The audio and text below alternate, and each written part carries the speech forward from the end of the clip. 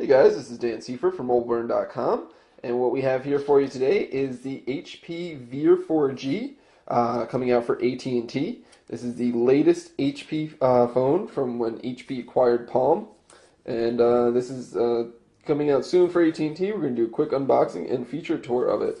So you got your standard Palm packaging that we've seen for a few years here now. They've debuted this style of packaging with the Palm Pre originally back in 2009. So let's tear into it. Opening up the box, right on top, you've got some documentation from AT&T, and then underneath that, there you go, the Veer itself. And the first thing that you notice about the Veer is how incredibly small it is. Putting it in my hand here, as you can see, it is microscopic in size. Still has the familiar form factor of the Palm Pre, with that sliding QWERTY keyboard. Let's give that guy a couple minutes to boot up. Underneath that, you've got some documentation in the holder here. And we've got your included accessories. This is the charging brick that the USB cable plugs into. Plugs into the wall, snaps out, there you go. Same one that we've seen for a while from Palm. Over here we've got the micro USB cable, and the way that this is, if you notice, this is kind of unique. It has this unique end on it that is a magnet here. It's almost similar to Apple's MagSafe adapter on their Apple MacBook lines, and this will snap into the side of the Veer, as the Veer, as we'll see later, does not actually have a USB port on it. This is how you do your charging and syncing. Right there, and then otherwise it's a standard USB on the other end. And then this little plastic guy here is an adapter for the same port on the phone, but it allows you to plug a 3.5mm headphone jack into it, so you can get some tunes going on there, because there's no 3.5mm jack on the phone itself, since it is so small. So now that this guy has been powered up, taking a look at the hardware itself. Once again, you know, it's very, very small. When I first saw this thing and put it in my hands, I was almost laughed at how comically small it is.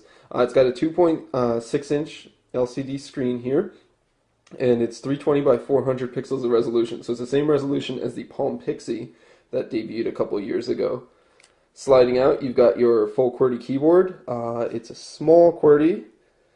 As there, it's the same layout as the original Palm Pre and Pre Plus, but it is a bit smaller in size. They shrunk it down for the smaller dimensions of the Veer. There's the gesture area right here. So we can get that to light up. There we go. And then up top there is a proximity sensor and your earpiece. Now the touchscreen on this is it's Gorilla Glass touchscreen. So they've upgraded it from the original Palm Pre's that had a plastic touchscreen. Palm Pre 2 had the similar Gorilla Glass front end.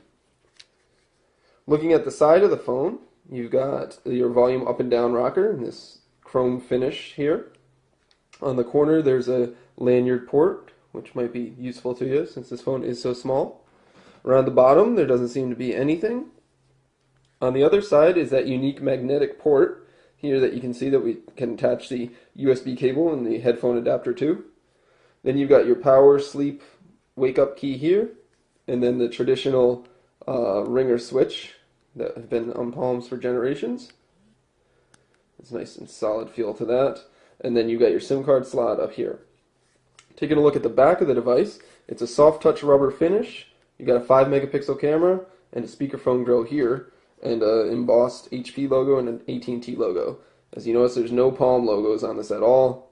Palm brand has unfortunately been put to the wayside and has bit the dust, the dismay of many Palm fanatics, to be honest with you.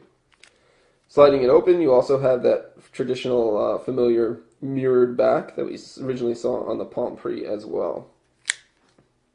So there's the hardware. As you can see, it's very, very small, very lightweight. It is only 3.3 inches across and a little over 2 inches, or 3.3 inches tall and a little over 2 inches across, as you can see here. It's still 15 millimeters thick, but that is because it is a sliding mechanism. Doing some side-by-side comparisons for some size here. This is the Palm Pixie Plus. As you can see, the Veer is much smaller than that. If you open it up, they're just about the same height, with the Veer just a little bit longer when it is extended. The Pixie is noticeably thinner, though, because it does not slide. Then we've got an original Palm Pre here that came out for Sprint back in 2009. You can see it's a similar design as the Veer here, but the Pre, as you can see, is much larger. The Pre has a 3.1-inch screen, much bigger keyboard, as you can see. The sliding mechanism on the Veer is much more solid, though. You can almost hear the difference. One of the pain points of the Pre was the weak slider, and it looks like HP has beefed it up quite a bit with the Veer. And then, just for comical looks, here is the Infuse coming out for AT&T as well. This is a 4.5-inch phone, as you can see, versus the Veer. And it's like you can fit two Veers, a little longer than two Veers up on top of the Infuse itself. Pretty much as different as you can get as far as hardware goes, from one end of the spectrum all the way to the other. So there you go. And then we also like to have fun with a credit card. We've got a Panera gift card here. You can see the Veer itself is actually fits within the credit card. So gives you guys an idea of how exactly small this this phone actually is. So that was a quick look at the hardware of the Veer. One thing I did mention, though, we need to mention is that the battery is built into the back. It is not removable, unlike prior Palm devices like the Pre, the Pre Plus, and the Pixie. And the Pixie Plus all had a removable battery. With the Veer, it's built in, and it's small. It's only 910 milliamp hours, so we're going to have to see how well it does as far as battery life goes. But then we're going to take a look at the software on the HP Veer 4G. Alright, so we've got the Veer here set up with a couple of our accounts here, and we can demo the software for you.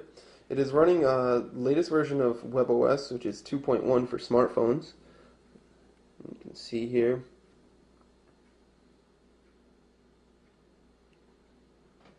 Opening up the device info app.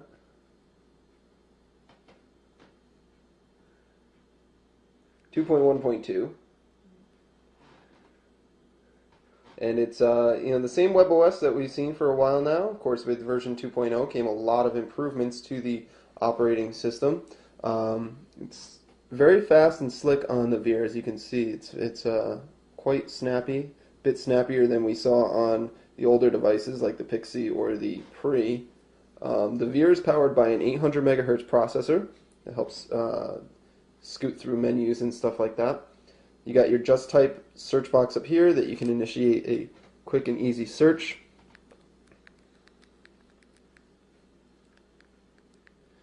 You can see we can open up our website directly from there. You can search Google directly from there. You can search your contacts, emails, stuff like that. Let's let that guy load in the background there. Over here you've got your dialer, which is familiar to WebOS users that we've seen before. Next to that is your contacts application. We had some trouble getting our Google Contacts account in, so this is just another contact demo account that we have. And you can scroll through, you can see it supports pictures, you can set up favorites if you'd like. Taking a look at the email client. Once again, we had trouble with the Gmail client on this, setting it up. It just wouldn't let us set it up. So we have another one here for AIM, and you can see the emails listed here. It's the same emails client that has been on WebOS since it came out. Doesn't really seem too much different. It does support formatted text. You can see here, it supports pinch to zoom.